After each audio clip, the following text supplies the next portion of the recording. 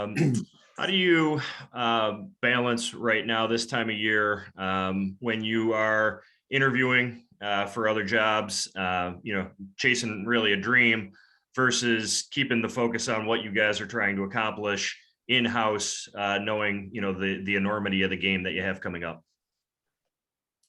Yeah, I respect that question. I think they do a good job here of allotting the time that you can do to speak to another club, but you quickly turn the page. This has been a few years that we've talked about this, and it's pretty easy to get your focus where you need to get your focus, which is strictly on the Kansas City Chiefs. All right, very good. Thanks, Brian. Yep, you got it. Hey, Brian, it's Kim Jones. Can you hear me okay? I got you, Kim. How are you? I'm great, and I hope you are too. Good.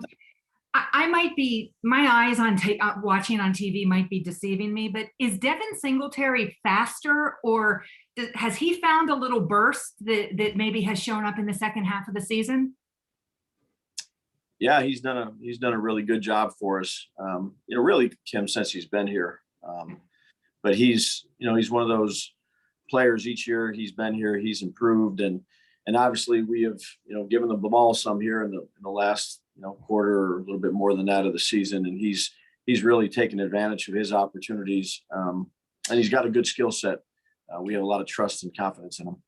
And if I may, do you ever prep a quarterback, Josh, or other quarterbacks over the years, if the safeties he's facing are particularly good in terms of being ball hawks, perhaps because they used to play baseball? I mean, is that part of what you get into with a quarterback, in prep? Yeah, no, that's a good question. I think, look, you go through all the players on the roster that you're playing, and you try to give a good synopsis of strengths and weaknesses and what they're really good at. And look, there's guys back there that are really good.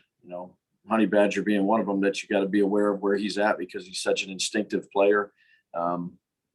That you just want to be lobbing it up in the middle of the field. When those guys are around, you got to make good decisions. I appreciate you, Brian. Thanks so much. You got it. Thank you. Hey, Brian, it's Heather. Good to see you. Hey, Heather. See you. How are you doing? I'm good. How are you? Good, thanks. Going back to the running game, just how beneficial and important is it for you guys to have that two-dimensional offense, especially, opposing defenses are going to try to play that, too high safety look, try to, limit the deep shots downfield. Just how important is it to have Devin rolling the way that he is at this time of the year? Yeah, I mean, I think it's important to try to be good at whatever you play, whether it's run game, pass game, or whatever you call it. Sorry, run game, pass game, red zone, third down, all those things matter. You never know, how many runs you're going to have or how many passes you're going to have. You have a plan going into the game, and throughout the game you adjust, but you'd like to be able to, whatever you call, you'd like to be able to go out there and execute at a high level. Is there anything that Josh, does anything just cease to amaze you about what Josh can do? Because first drive, he said he didn't mean to throw it to Dawson there. He's like, I actually was trying to throw it away, and I thought I was throwing it away, and it ends up in the back of the end zone. Just, I mean, yeah. Are you surprised by anything anymore? Well, he's come a long way. We've had plenty of conversations about Josh Allen since he got here, where he should be drafted, where he shouldn't be drafted, what he did wrong, what he didn't do wrong. It seems like it's a never-ending conversation here these last few years. The thing that you respect about Josh is he just puts his head down, he goes to work, and it was a good throwaway. He was back in the end line where no one else could get it, and Dawson made a great catch on it. So, Josh, and how humble Josh is. He'd be the first one to admit he's always looking to get better and improve. And, that's a fortunate thing about dealing with a good player like Josh is his mindset of, he's never satisfied with anything that he does. And, that's hard quality to find sometimes with guys. Thanks, Dave. Appreciate you. You got it. You got it. So, Brian, is Josh going to have to practice his throwaways this week to make sure they're too high for Dawson?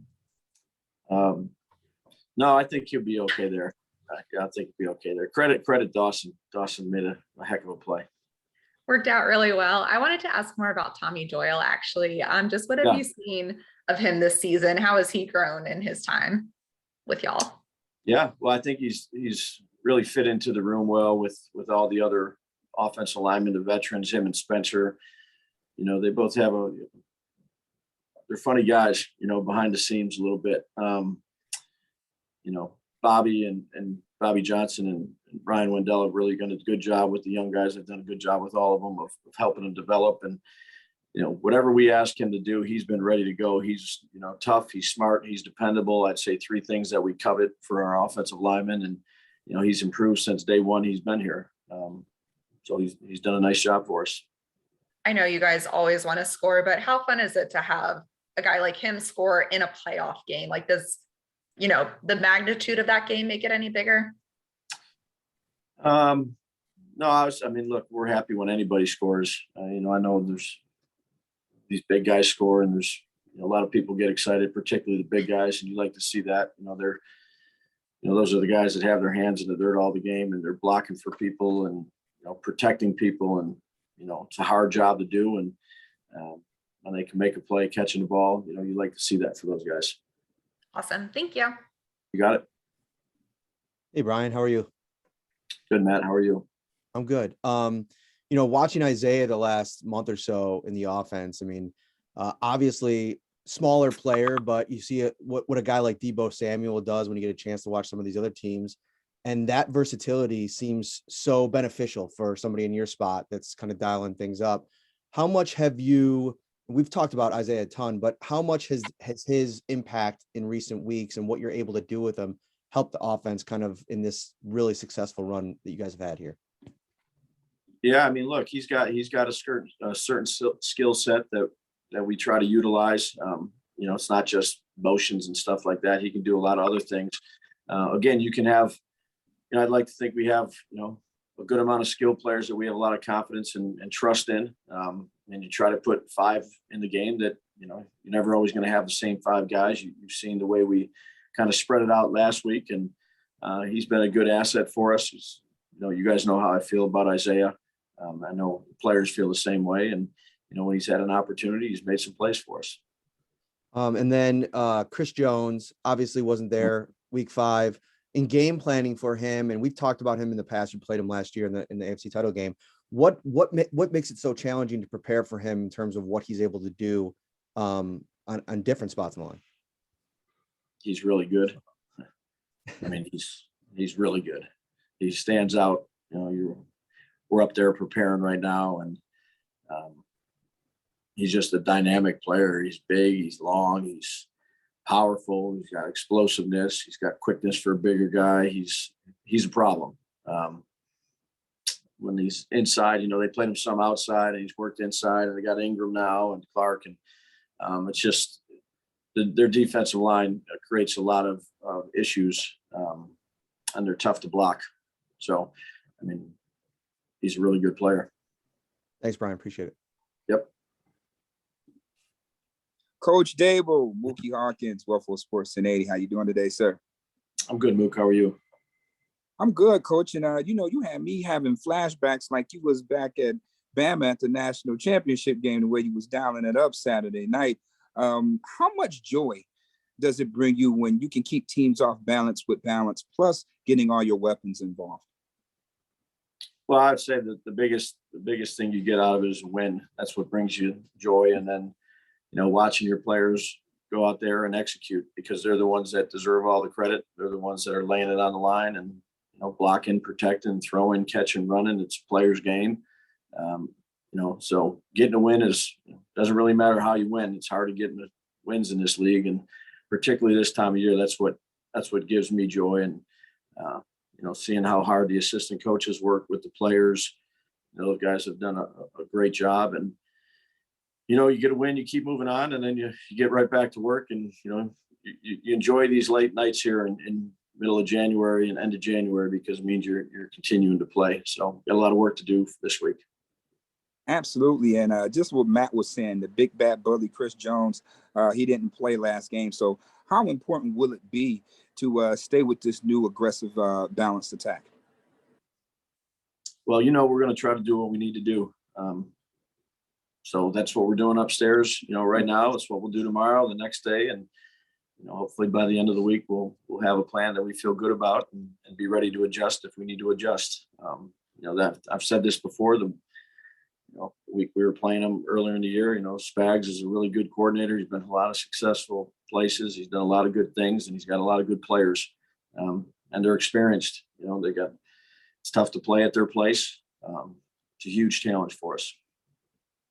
Coach, I know it's high school basketball season, and if the girls are playing, tell them I said good luck, and good luck to you as well this Sunday night.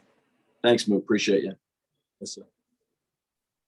Hey, Brian. I've heard in the past that, sometimes you hold things back in the regular season or against a certain opponent in preparation of maybe seeing them down the line. How accurate is that? And how much do you maybe have that in the back of your mind when you see a team you may see down the line? Yeah, you don't hold things back if it's going to help you win.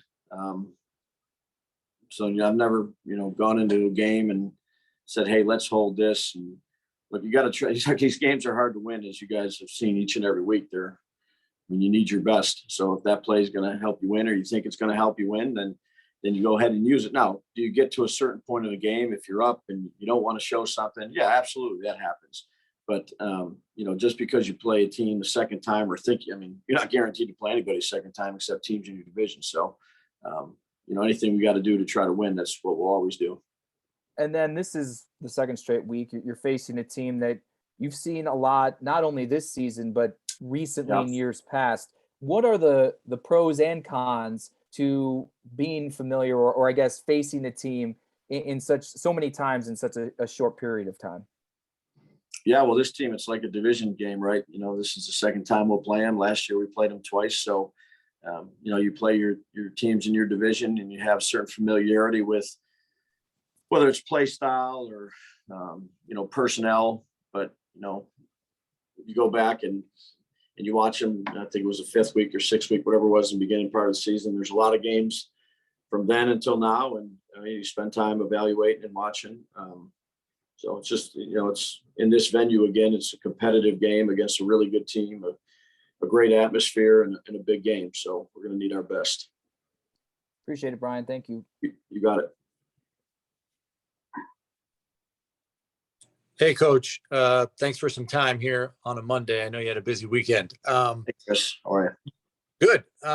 You had one of your most balanced snap share games for your receivers, at least your top 5 guys in last week's game.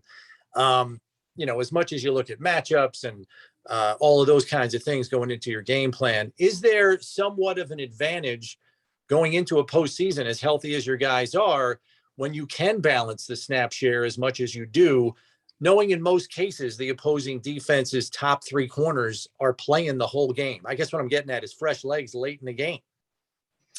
Yeah, we have guys that we have, confidence in. All the guys, in that room that have played for us at some point in time. And, I give, the credit to Chad Hall and Mark Lubick of, using those guys where we need to use them.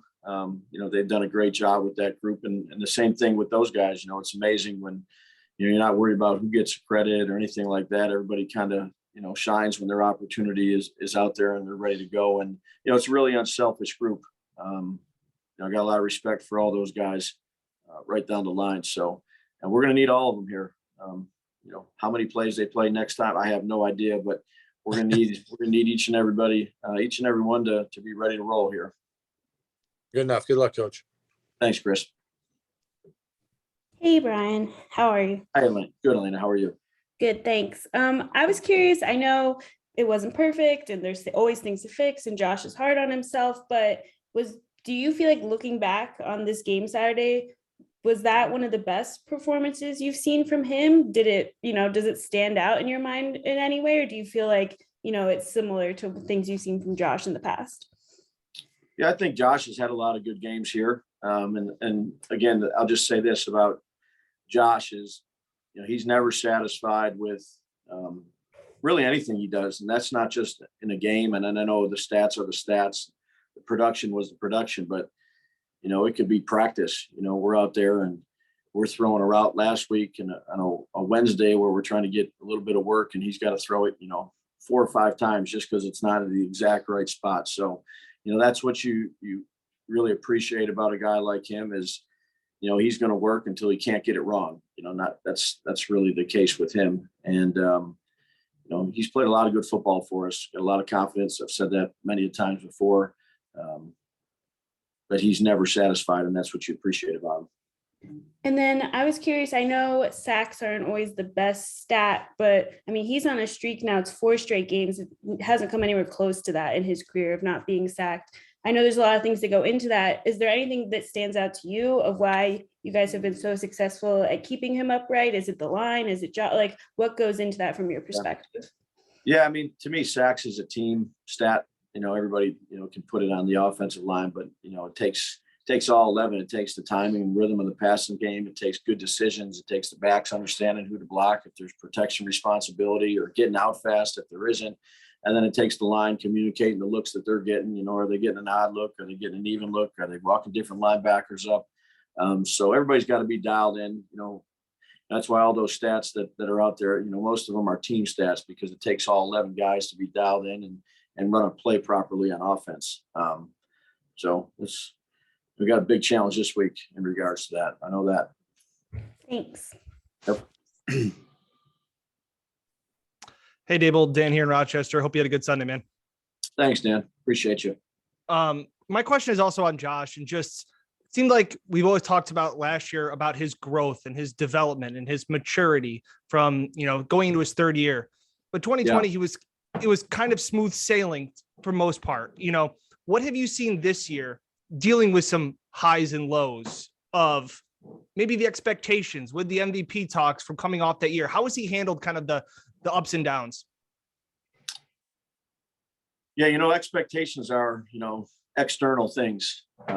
So I think what you do as a coach, as a teacher, is you teach that right off the bat. You talk about it, and really focus on the things that you can control internally, which is our preparation, our work ethic, our commitment to get better. And look, he understands. He's been doing this for 4 years here, and look, we're always going to try to help him as a coaching staff in terms of development, but things aren't always going to go perfect. And I think the trait of being a good leader, and certainly at the quarterback position, your leader, is consistency. Let's not get too low. Let's not get too high. If we believe in our process and we think our process is right, then we're fine. The results are the results. We understand we live in a results-driven world in business, but we have a lot of confidence in our process and our communication. And then if we need to change that on our end as a coaching staff, that's what we try to do and tweak things, whether it's a new period in practice or a technique or a different play. But I think, the important thing for Josh is to remain consistent. Look, it's not to say when you lose a game, you're not pissed off, you're not upset about it, because certainly you are. You put everything you got into it for that week, and you only got one time a week to play it. But to stay consistent with his teammates, his approach, his process, his routine, he's really grown a lot in that area. I've got a lot of respect for him and how he handles himself. Just going off that real quick, you talk about the mindset, and I know he's credited you with your mentality of competitiveness. He talks about your story about quitting dipping and things like that. You guys are now going into you guys are in your 3rd postseason together. When you look back do you look back at how you prepped for the Houston game, mind-wise, like how you prepped and things like that over the last 2 years? Has anything changed? Have you grown in that sense together, guys? Yeah, I think you always try to grow. If you're not growing, you're probably not improving. Specifically to talk about that game, I think we draw from experiences from the 4 years that we've been together, and whether that's a preparation process, whether that's a play, whether it's coverage we've seen, whether it's something that came up last week that we haven't seen for the last 10 weeks, but it came up last week. I think it's important. That relationship is very special to me, and there's a lot of give and take with that, along with Doris and Shea and the other quarterbacks. Experience together and time together is important, because you can lean on one another from things from the past. But ultimately, and you've heard me say this, the best thing to do is play well on Sunday. That's all we have time for today. Thanks, Coach. Thanks, guys.